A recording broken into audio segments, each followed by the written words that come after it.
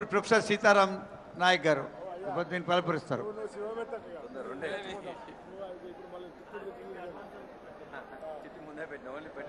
సీతారాం నాయక్ గారు గమనించాలి. Thank you sir.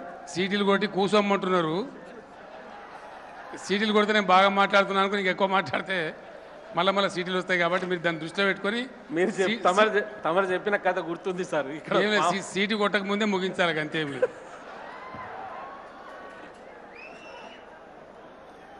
Telangana రాష్ట్ర సమితి 17వ ప్లీనరీ సమావేశానికి అధ్యక్షత వహిస్తున్నటువంటి తెలంగాణ రాష్ట్ర సమితి అధినేత, ఉద్యమ నేత,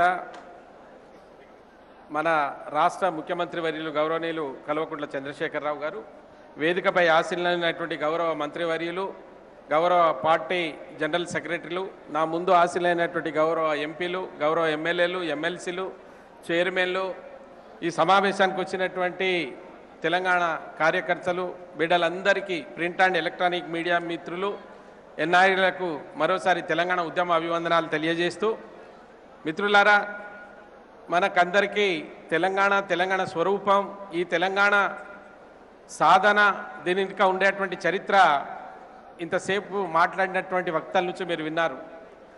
నేను ఒకటే కోరుకుంటా ఉన్నాను, ఈ తెలంగాణ రాష్ట్రంలో అన్నీ ఉన్న వనరులు ఉన్నాయి, నీళ్లు ఉన్నాయి, నిధులు ఉండే, అన్ని రకాలైనటువంటి అవకాశాలు ఉన్న తెలంగాణ రాష్ట్రాన్ని అల్లుని నోట్లో శని అన్నట్టుగా మన ప్రాంతము అభివృద్ధి జరగలేదు.